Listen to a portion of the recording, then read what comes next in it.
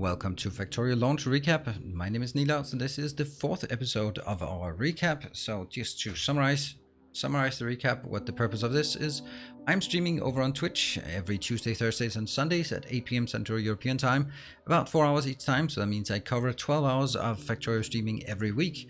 And this video here on YouTube is summarizing the previous week, 12 hours compacted into maybe a 15-minute summary of what we did, how we did it, why we did it, what is the next steps, so that you can catch up in case you missed some of the streams, or if you just kind of want a summary, or maybe you don't hang out on Twitch and just kind of want just a highlight of what's going on in the space. So this is where we ended up at the start of the last week, and basically what we done was actually we started the design of our rocket launching module. This is going to be the big topic of the week that we are covering here, the rocket module.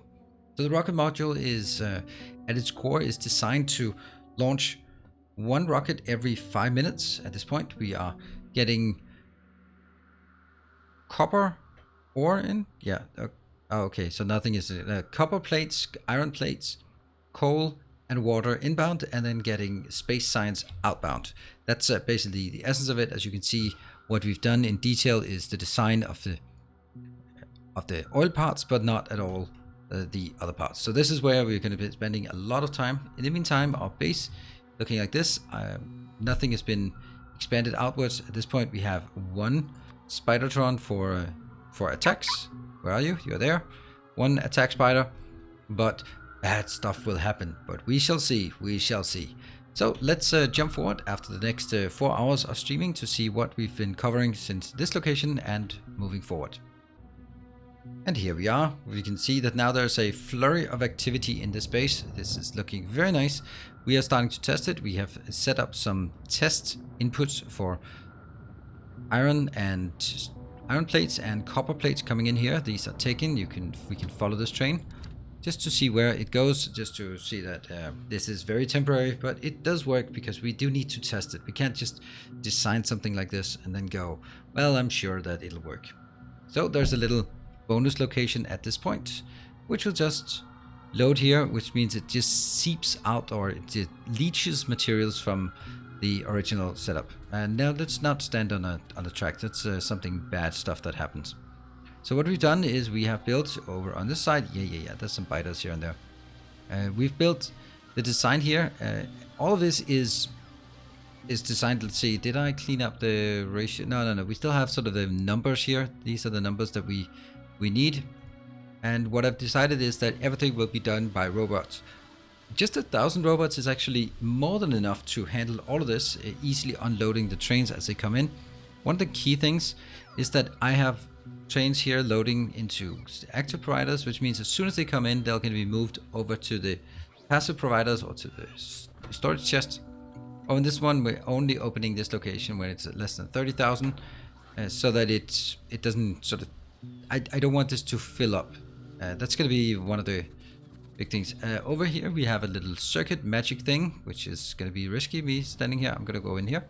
Basically what this is doing, I'm not going to go through really in detail, but basically when this one swings, it will reset the counter. This here, these two things is just a counter. It just goes up 60 ticks per second. So it goes up here, and every time it covers 1 minute, one lamp turns on. And the idea here is that it'll go up and then it'll launch rockets as fast as possible. And we'll see if it goes up more or less than 5 minutes. This is something I've designed in this one, and as we designed it, it actually came to me that I didn't like it, because the thing is, I am designing this whole thing to launch every 5 minutes, but if I then have it launch as fast as possible, that might be every 4 minutes and 52 seconds. But that also means that if it launches every 4 minutes and 52 seconds, for example, it could be anything, then there will be something in this space that is not working. There will be something that's going to hold it back from actually launching faster than the hypothetical 4 minutes and 52 seconds. And that means when I look at the base, I'm going to be like, why are there no rocket control units? Why is the rocket control units running out? Exactly, right? Then I'll start looking at this one, go like, oh yeah, rocket control units is running out because of lack of a lack of speed modules, and speed modules is because of lack of reds, and reds is because of lack of plastic. Okay, so should I increase plastic? No, actually you should not increase plastic, because the whole thing is designed, if you increase plastic, then it's just going to be something else that will be the bottleneck, because it will be delivering as fast as possible.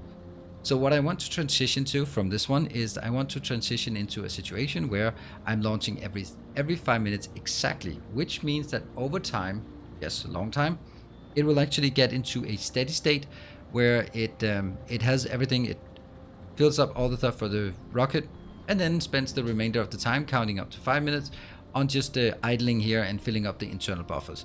That will be so much more satisfactory to look at, because that means at any given time I'm going to look, I can see that things are in a steady state, and I want this to be in a steady state. That's why we designed for this. So that's going to be a new circuit magic we build in the next episode. We've not started moving things out, but my intention is to go out here, go over, go up, I think around here, definitely through this, and then basically my idea is I'll have one line here which goes through our starter base. I'm going to have one line here with rocket fuels things, and then I might have another line over here which will eventually very, very much later build all the science facilities. That is just so crazy. That is so crazy. I have no idea how this happened.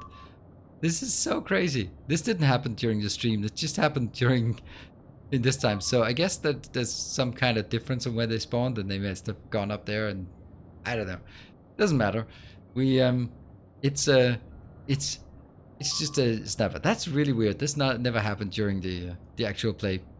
Anyway, so we'll just phase out of existence and move towards greener pastures, moving 4 hours ahead. That's gonna get us pretty close to the 60-hour mark of this base. So let's jump forward in time. And here we are. This is around the 60-hour mark on this base, and what we've done is, you can see the most important thing that we've done is that we have expanded all the way out here. You can see that there's a nice little grid. We have taken our city block grid, not our city block, not the city blocks in terms of roboports, but actually just in terms of building it here. And we have discovered something, or we had a little mishap during the previous stream. That was one of the my purple Spidertron went out here. I think it was down here, and then sat without rockets in the middle of a biter base and got munched on. So we are going to make some differences. Also, what we had issues with was just sending them back and forth was taking way too much time. So what I've done now is I have 4 different Spidertrons. The black one is the north, the white one is the south, the blue one is the west, and the red one is the east, and the green one is for production. So this one has is going around fixing, building power poles and fixing the temporary defenses, that kind of thing, but also helping me expand the base out here. So that's a big thing we just did here. You can see a lot of blinking in the base. That's because I decided that everything should be upgraded to blue circuits at this point. Now blue belts, not blue circuits. Colored entities, yes. So everything is now blue belts everywhere. Well, it went in, and shortly it will be upgraded. And that means at this point, if we look at some of the most important things, you can see here, this is the most important thing. This is what we want to keep our base flowing on. Just keep it expanding with more modules, more beacons, because that's going to be our bottleneck for all future builds. So just keep it ahead. Just try desperately to stay ahead of the curve on this one. And of course, because we have our little module down here, then we also have built a location such as this, where we have taken out the local launching here, which means we save a lot of materials, and we can now redirect more materials to modules, and instead we bring the space science in here on the belt. Looking very nice. That means we are never going to run out of space science again. We will obviously run out of some of these things, but that's just the way it is. And some science will always be slow, and that's where we are. We're continuing to focus mainly on mining productivity, because that's the one that helps us the most. We also need to start looking at science, or at science as we start scaling up and start building. So what we've done now is we've expanded out here, and the next thing we want to do is start building. I think I'm going to decide to build it in here, maybe.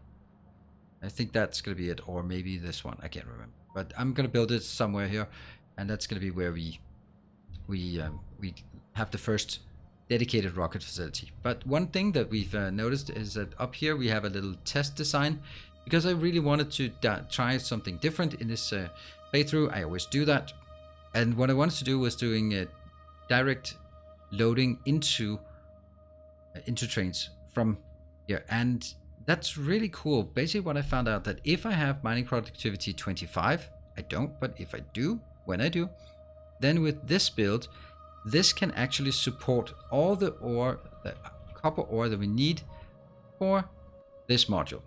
Now the issue is then that I want copper plates coming in, but I'm getting copper ore. So I can take the copper ore and then bring it into a dedicated smelter or a local smelter or a million other things. And then basically what I sort of contemplate during the next stream and what we end up doing is I want to make sure that we get the full benefit of this loading. And the only way I get the full benefit of this loading is by making sure that this goes direct mining into trains. The trains go in here, and that means the smelting on this is part of the module.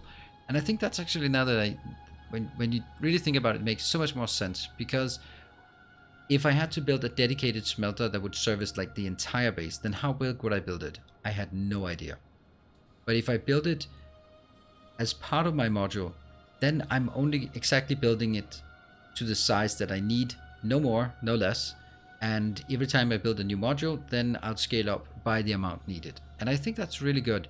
It's also something I think we'll adhere to in sort of all the other designs we're going to build, where we will take raw materials in and then build the unit, build everything from there directly. I think that's going to be interesting to see how that pans out, as sort of the concept for this base is starting to evolve. Let's jump forward one more stream for the last stream of the week to see what we've been doing there and how things are working. And here we are. We've now just expanded things. What we've done is two things. First thing we've done is expand this location. Oh, basically we should also this is now the location we've been building. We can see that we've added a lot of copper smelting. So basically it goes like copper smelting.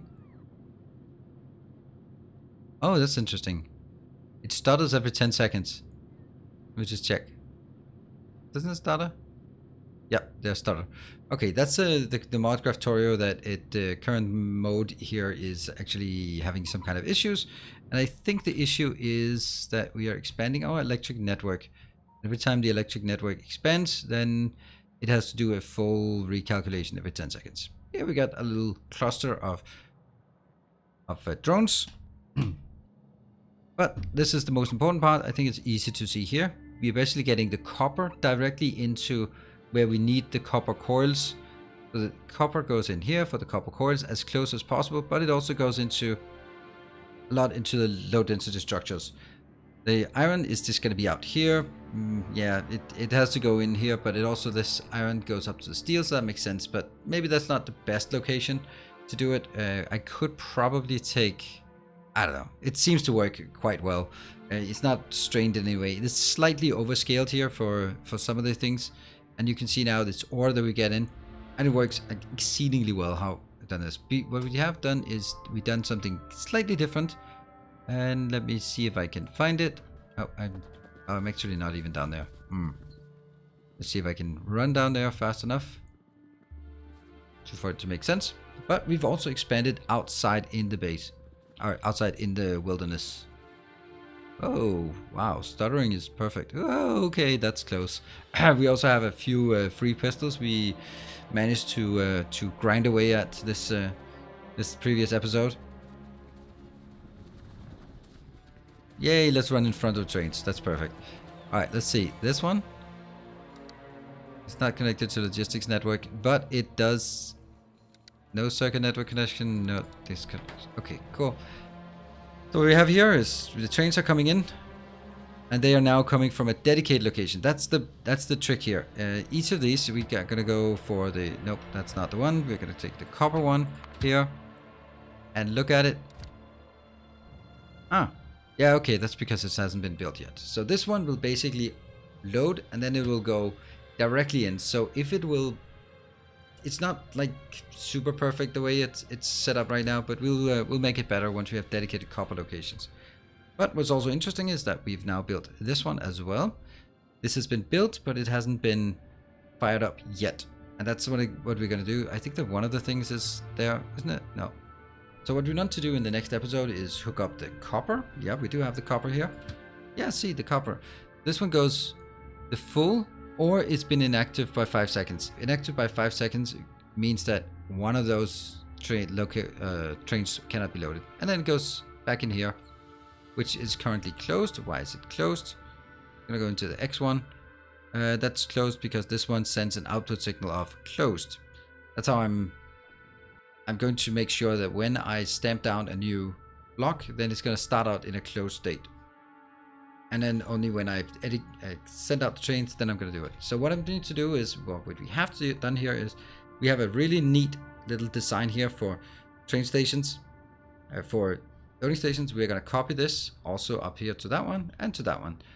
And then we're going to get some water in, and then we actually have the first real module installed out there in the wild. And what we can do from there is either make more modules so we can launch more rockets faster, or we can start designing some of the other things like the other sciences, so we can try to compensate for how much science. Whether we do it as a module that does every science, or we do it as a module that does just each science individually. I don't know. We'll see that, and maybe that's something you can weigh in on as well on the stream. I haven't decided, but we definitely need to make more science. I don't want to sort of cheat by only launching rockets, but I do want to be well ahead with launching rockets so that we definitely are keeping up with, or I'm trying to keep up with the rocket launch metric here, because it's a lot. So we might as well get a few of those modules up and running to get, and then we start scaling up the other science. Cool. So that's basically the summary of the previous week on Twitch. Oh, by the way, I should also say that we've expanded just a few more power plants, nuclear power plants. We're going to change these into some new ones that we've decided on the previous workshop sessions. So they're going to be more city block sized instead of this maybe arbitrary size. Thank you very much for watching, and if you want to watch this live, then I'm streaming live on Twitch. It's Tuesday, Thursdays, and Sundays at 8 p.m. Central European Time. I'm also streaming workshop sessions where we do designs and cool stuff on Mondays at 8 p.m. Central European Time. So I hope to see you there, or maybe follow some of the Let's Plays I have here on YouTube. Definitely enough Factorio content to go around. Thank you everyone for joining. I'll see you guys on Twitch, here on YouTube, or maybe on Discord. Until next time, take care and stay effective.